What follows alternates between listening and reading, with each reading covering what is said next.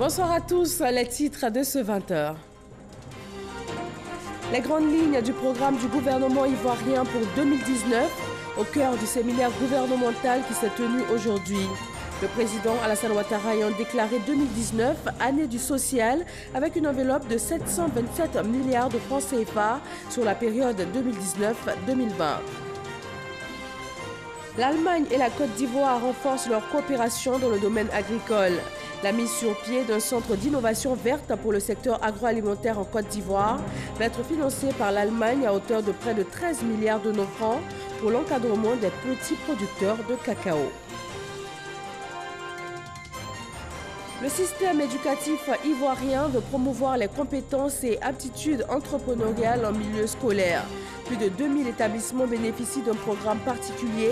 La phase expérimentale s'est déroulée dans la commune d'Abobo.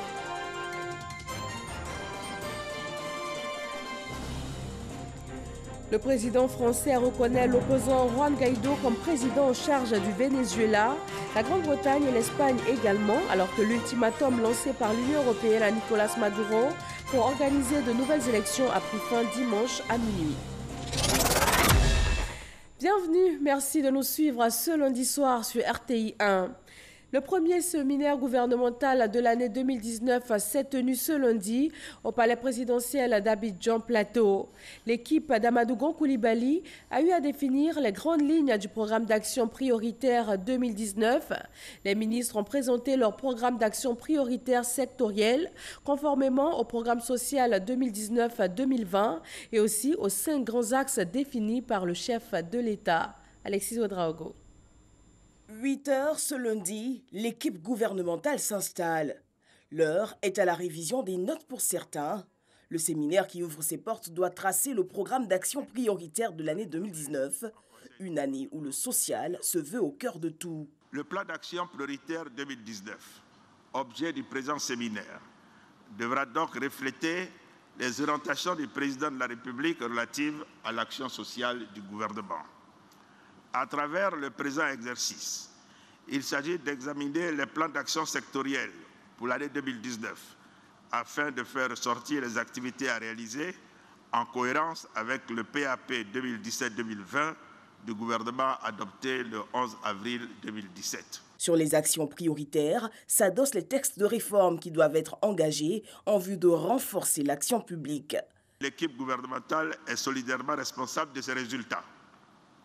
C'est pourquoi nous devons plus que jamais répondre chacun en ce qui le concerne et collectivement et de façon diligente aux attentes pressantes et légitimes de nos populations.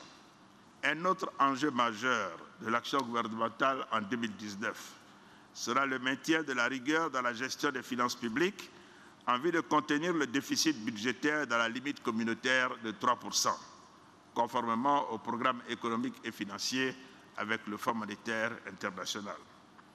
Aussi, plus que jamais, devons-nous œuvrer à atteindre nos objectifs sectoriels tout en faisant preuve de discipline dans l'exécution budgétaire. Ouvrant les assises, le vice-président a insisté sur la nécessité de renforcer et consolider les bases de la croissance en accélérant l'inclusion sociale et le partage des richesses. Il s'agira donc pour les ministres d'optimiser les ressources disponibles en les rendant inclusives. Il s'agit de renforcer significativement les efforts non seulement pour consolider les bases d'une forte dynamique de croissance, mais aussi et surtout de mettre l'accent particulier sur la dimension sociale de l'action gouvernementale. Il s'agit notamment d'optimiser les ressources disponibles aux fins d'apporter des solutions concrètes, qualitatives et quantitatives, susceptibles de maintenir, voire de renforcer la dynamique de croissance économique en la rendant, et je le souligne fortement, de plus en plus inclusive. Une enveloppe de 727 milliards de francs CFA est prévue sur la période 2019-2020 pour dérouler le programme social du gouvernement et améliorer les conditions de vie des populations. La clôture de ce séminaire gouvernemental a eu lieu ce soir. Dans le domaine agricole, coopération ivoiro-allemande, les deux pays ont signé une convention pour valoriser le cacao ivoirien. Il s'agit essentiellement de la mise sur pied d'un centre d'innovation verte pour le secteur agroalimentaire en Côte d'Ivoire. L'Allemagne va débloquer environ 13 milliards de francs CFA pour l'encadrement des petits producteurs. Mama Traoré. Une alliance de raison entre deux pays. D'un côté, l'Allemagne, troisième plus gros importateur de cacao et deuxième consommateur de chocolat sur l'échiquier mondial. De l'autre, la Côte d'Ivoire, premier producteur mondial de cacao. Cette alliance donne naissance au Centre d'innovation verte pour le secteur agroalimentaire en Côte d'Ivoire. Le projet consiste à encadrer 100 000 petits producteurs de sorte à améliorer leurs revenus. Nous allons aussi établir avec des partenaires qui pourraient être des porteurs de nos innovations que nous avons à offrir. Ça veut dire des centres de formation technique, des centres comme ANADER, Sodefor et autres qui peuvent maintenant s'engager de disséminer les innovations que nous allons identifier ensemble. Le Centre d'innovation verte pour le secteur agroalimentaire sera financé à hauteur de 13 milliards de francs CFA par le gouvernement allemand à travers la GIZ. Le projet débutera cette année pour s'achever en mars 2022. Dans ce centre seront traitées les questions liées à la culture durable du cacao sans déforestation, sans travail des enfants ou encore la transformation locale de l'or brun. Le secteur du cacao est un trait d'union entre nos deux pays et ceci de manière particulière, car nous sommes conscients de notre responsabilité. Nous allons lier étroitement notre travail en Côte d'Ivoire avec les initiatives telles que l'initiative relative au cacao et aux forêts, et également au travail d'autres donateurs et à celui du Forum allemand pour un cacao durable. Ce projet qui est un véritable levier de développement agricole a toute son importance dans la dynamique de la transformation structurelle de l'économie agricole de notre pays. Il servira de cadre pour promouvoir les innovations technologiques auprès des petits exploitants agricoles. Il servira aussi à développer des systèmes de préservation de la forêt. Et enfin, il pourra permettre d'inciter les initiatives des jeunes pour le renforcement de la formation. La Côte d'Ivoire est le 15e pays dans lequel l'Allemagne installe ce centre.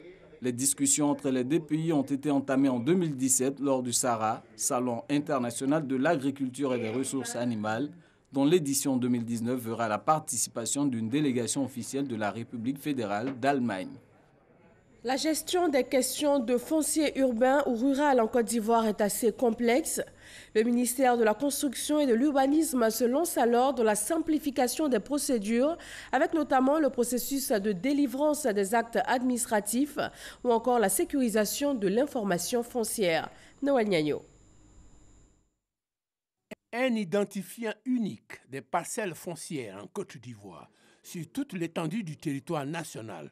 Voici ce que cela recouvre.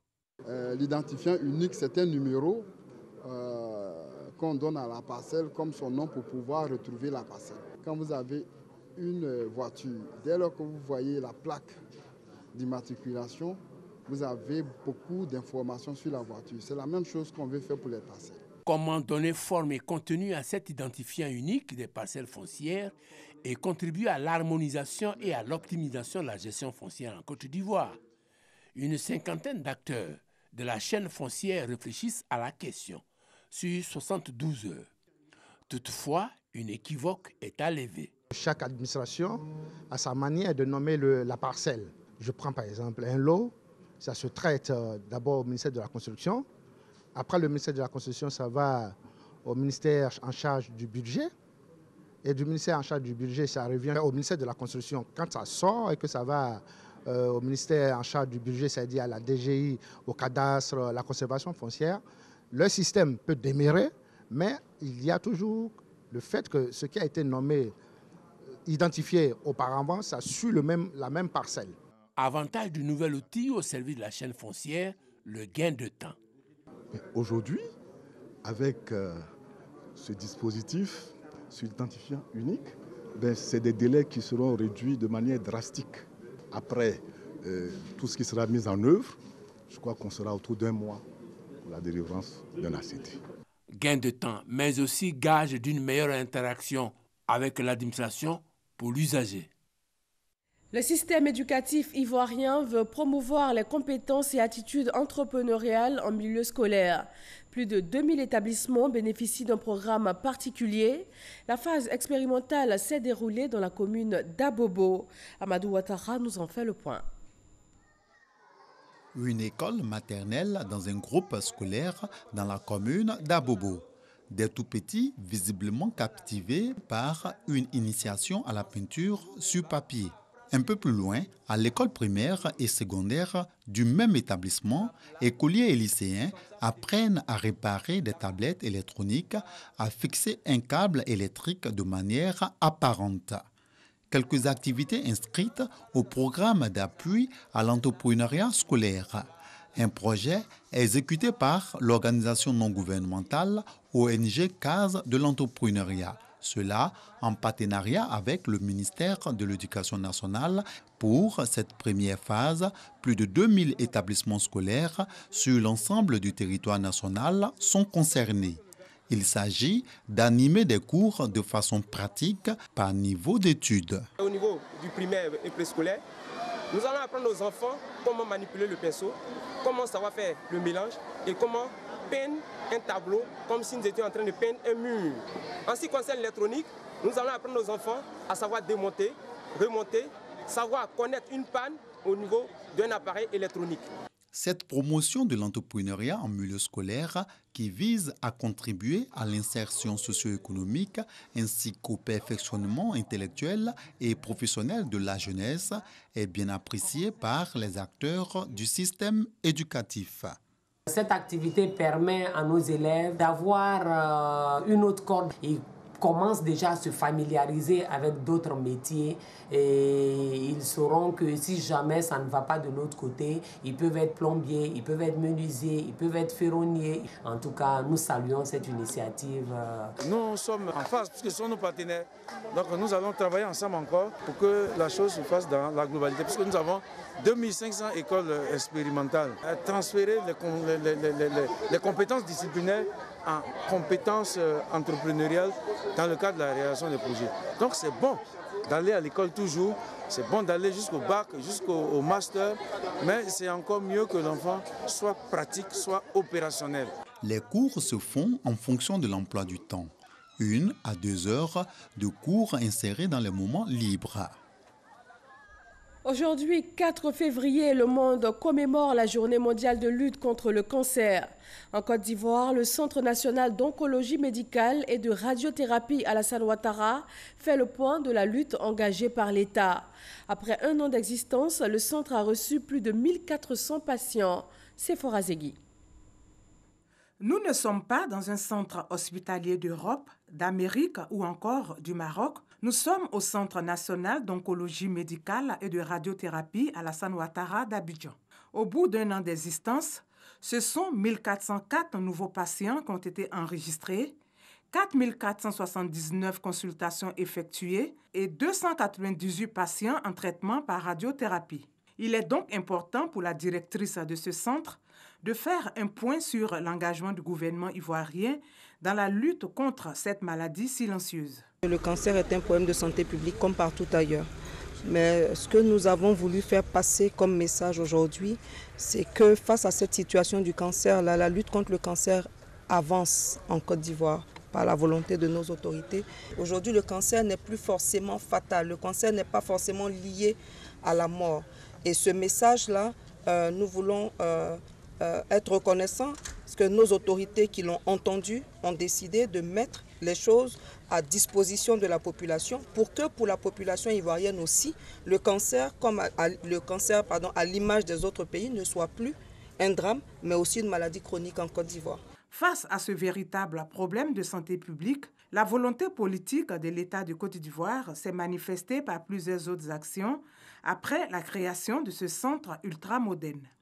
Il s'agit notamment de la mise sur pied de plusieurs services hospitaliers ayant pour but la prise en charge du cancer, la mise en place de plateaux techniques de diagnostic aussi bien publics que privés, mais surtout la gratuité de 3 thérapies ciblées dont les coûts variaient entre 1 500 000 et 2 225 000 francs CFA. La consultation cancérologique coûte 8 000 francs. Le coût des traitements, il est variable et le nombre de séances varie en fonction du type de tumeur, de l'organe qui est touché, du fait que la personne a été opérée ou pas. Et si la personne a été opérée, est-ce qu'elle a eu l'ablation ou elle n'a pas eu d'ablation? Donc c'est variable. Les chiffres sont en train d'augmenter progressivement avec la sensibilisation et surtout la dédramatisation. Dans le cancer du col de l'utérus, le dépistage permet de réduire la prévalence. Et oui, la prévalence du cancer du col de l'utérus en Côte d'Ivoire a diminué. Bâti sur une superficie de 11 000 m², le Centre national d'oncologie médicale et de radiothérapie Alassane Ouattara d'Abidjan a été inauguré le 18 décembre 2018 par le président de la République, Alassane Ouattara. Ce centre a permis la réduction de 50% des cas d'évacuation à l'étranger. Il reçoit des patients de plusieurs pays de la sous-région, dont le Burkina Faso, le Bénin, le Togo, le Mali, la Mauritanie et le Congo-Brazzaville. Les défis à relever pour les années prochaines: continuer à apporter des soins aux malades du cancer et améliorer la sensibilisation, continuer la formation du personnel. Respect des droits de l'homme, le secrétaire d'État chargé des droits de l'homme a rencontré la société civile. Les acteurs de la société civile ivoirienne ont été consultés au sujet de la réforme de la commission électorale indépendante. Ahmed Traoré et Aboulaye Koné.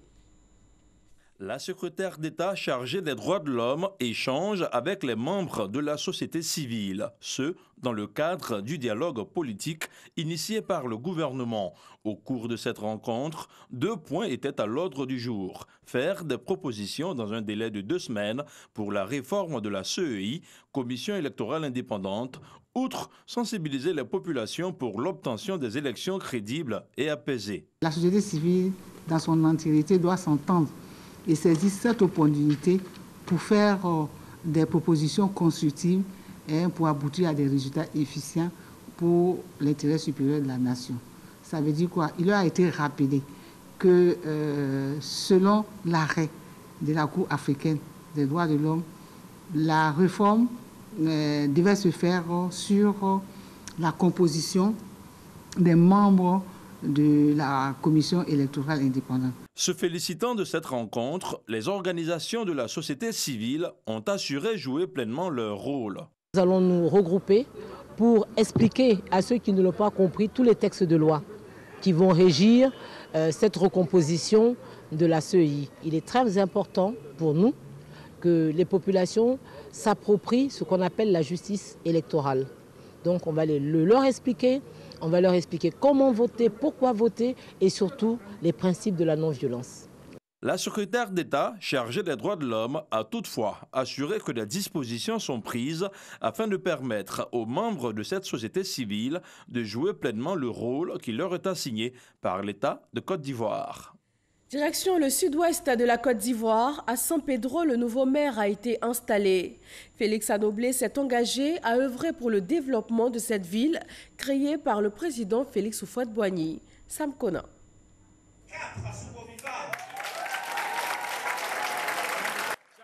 Félix Anoblé, officiellement installé nouveau maire de la commune de San Pedro. Élu maire par les conseillers municipaux le 10 décembre dernier, il n'a eu droit qu'à la passation des charges. L'installation n'a pas eu lieu. Aujourd'hui, c'est chose faite, en présence des 4 de ses collègues membres du gouvernement et de la population dans toute sa diversité. Anne Désiré Oulouto, présidente de la cérémonie, lui a prodigué quelques conseils afin d'être le maire de la paix et du développement, comme le veut son parti, le RHDP. Je suis invité à revisiter chaque jour les valeurs qui nous sont rappelées par notre chef, le président du RHDP, notre parti politique, mais également président de la République de Côte d'Ivoire, qui en dit héritier de feu le président Félix Houphouët-Boigny, nous rappelle chaque jour que nous devons vivre avec les valeurs d'humilité, de dialogue et de fraternité. C'est justement dans cette fraternité que le maire entend développer sa ville. Je m'engage à être le maire qui qui va moderniser la commune de San Pedro pour lui donner une allure à la dimension de ses immenses potentialités. Je serai le maire de l'amélioration des conditions de vie des populations grâce aux actions que nous mènerons dans les domaines des infrastructures de développement et de l'urbanisation, de la santé, de l'assainissement, de l'environnement, de l'éducation, de la sécurité, des activités économiques, culturelles et touristiques.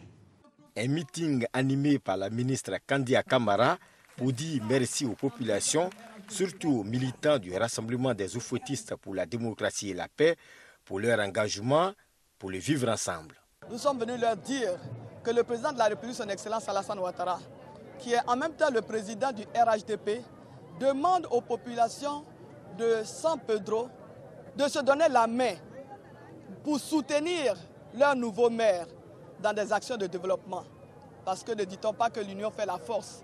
Donc nous voulons que dans la cohésion, dans la fraternité, dans l'amour, avec le maire Anoble Félix, qu'il développe cette belle cité. Désormais, place aux actions de développement pour une ville balnéaire propre pour le bonheur des populations. Les alliances interethniques, une arme au service de la cohésion sociale. Cette richesse culturelle africaine a fait l'objet d'études scientifiques. Les résultats ont été consignés dans un ouvrage rendu public. Didier Nguessan. C'est une série de serviteurs que Dieu lui a donnés. Parmi ces serviteurs figure en bonne place le Koyaka, le Gourou, le Yakuba.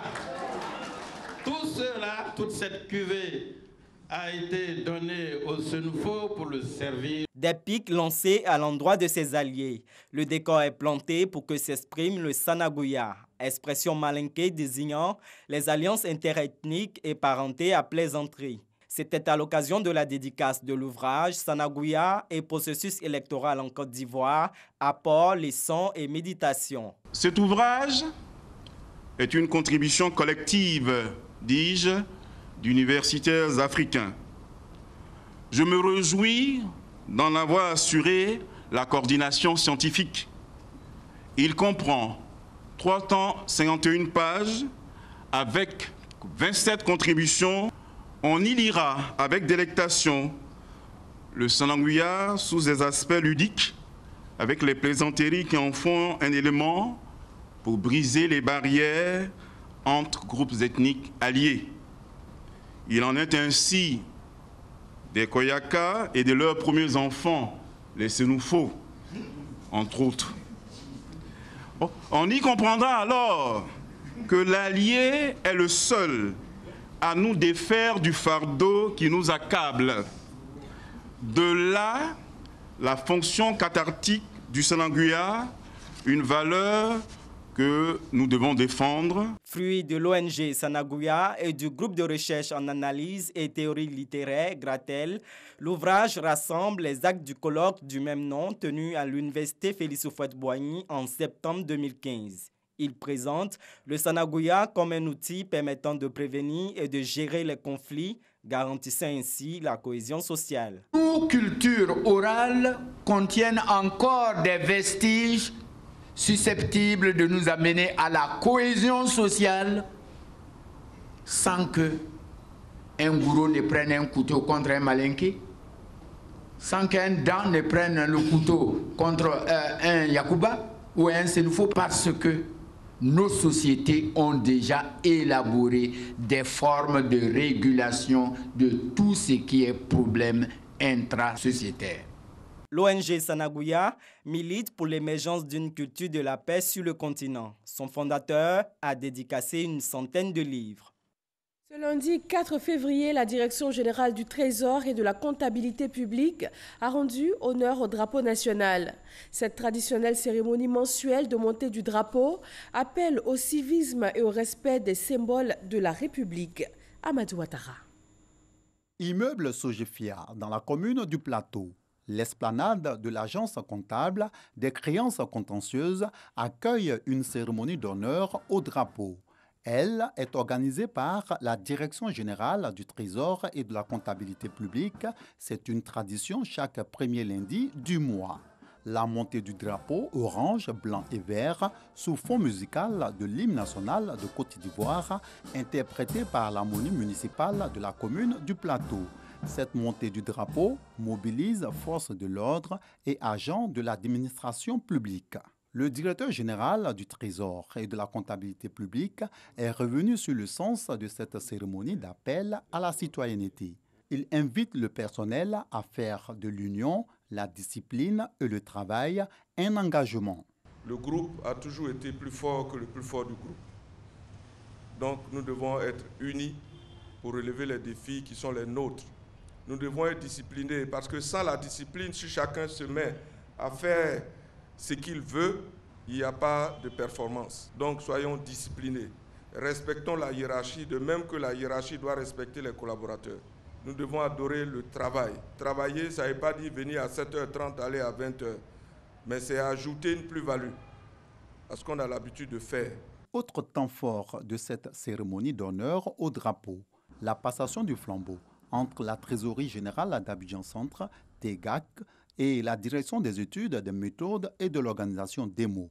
Un mois durant, cette direction aura à sa charge le suivi des valeurs du civisme et de la bonne gouvernance. Le commandement supérieur de la gendarmerie nationale renforce les capacités de ses commandants de légion. 4 jours pour apprendre davantage sur la réponse opérationnelle aux grandes menaces comme l'orpaillage clandestin ou les coupeurs de route. Abou Sanogo. Le commandement supérieur de la gendarmerie nationale dote le commandant de légion et chef de service d'outils nécessaires à la conduite efficace de leur mission. Une session de formation pour mettre à la disposition de 24 officiers supérieurs de connaissances pour être capables de répondre aux grandes menaces, notamment le terrorisme, la lutte contre les coupeurs de route et la lutte contre l'orpaillage clandestin et les amener à être capables de collaborer avec les acteurs extérieurs et intérieurs de la sécurité. Ce séminaire va se résumer en 2 éléments. Le savoir-être et le savoir-faire du chef. Savoir-être et savoir-faire peuvent nous permettre d'avoir l'adhésion de nos hommes. S'ils sont convaincus, ils exécuteront correctement sans avoir besoin à tout moment de fouet. Cela implique donc que le chef soit lui-même juste. Invité spécial de cette session de formation, le général à la retraite, Touvoli Bizobo, qui a salué l'initiative du commandant supérieur de la gendarmerie nationale, qui entend faire de ce corps d'élite une force leader dans le domaine de la sécurité. Il exhorte donc les gendarmes à être humbles. Votre rôle est de former, d'orienter, d'animer et de contrôler les subordonnés pour qu'ils acquièrent des réflexes à même de leur permettre d'être performants sur le terrain. Pour y arriver, vous devez mettre en œuvre des qualités majeures au nombre desquelles figurent le caractère, la compétence et le souci du facteur humain. Durant 4 jours, ces officiers supérieurs de la gendarmerie nationale vont réfléchir sur plusieurs sujets. Objectif, faire baisser l'indice de sécurité. Plusieurs points au chapitre de l'actualité internationale ce lundi. Commençons par l'Algérie, où le président Abdelaziz Bouteflika, âgé de 82 ans, est candidat pour un 5e mandat présidentiel. Laurent Sachaud et Alexis Ouedraogo.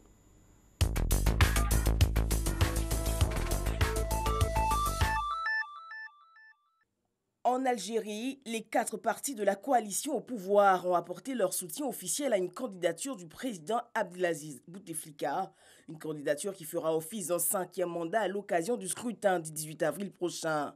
Âgé de 81 ans et au pouvoir depuis 1999, Abdelaziz Bouteflika n'a officiellement pas fait acte de candidature. Les candidats ont jusqu'au 3 mars pour déposer leur dossier. Le chef de l'État vénézuélien Nicolás Maduro continue de défier l'Occident alors qu'a expiré dimanche soir l'ultimatum posé par 6 pays de l'Union européenne pour convoquer une nouvelle élection présidentielle. En lieu et place, il a lancé l'idée d'élections législatives anticipées pour remplacer le Parlement où l'opposition est majoritaire. L'Allemagne, l'Espagne, la France, les Pays-Bas, le Portugal et le Royaume-Uni avaient donné le 26 janvier dernier 8 jours à Nicolás Maduro pour convoquer une nouvelle élection présidentielle. Après 2 semaines de recherche, l'avion qui transportait le footballeur argentin Emiliano Sala et son pilote David Ibbotson a été retrouvé. L'épave a été localisée au fond de la Manche lors de recherches sous-marines. Emiliano Sala et David Ibbotson avaient disparu des radars le soir du 21 janvier au-dessus de la Manche, à une vingtaine de kilomètres au nord de Guernesey. Et rappelons pour terminer que le premier séminaire gouvernemental de cette année 2019 s'est tenu aujourd'hui au palais présidentiel d'Abidjan. L'équipe d'Amadou Gon Coulibaly a eu à définir les grandes lignes du programme d'action prioritaire. Les ministres ont présenté leur programme d'action sectoriel conformément au programme social 2019-2020 et aussi aux 5 grands axes définis par le chef de l'État. La clôture de ce séminaire gouvernemental a eu lieu ce soir. Tout juste après ce journal, retrouvez le magazine La Côte d'Ivoire en marche. Ce 4e numéro est consacré au ministère de la Fonction publique et au ministère de l'Agriculture et du Développement rural. Merci à tous et à demain.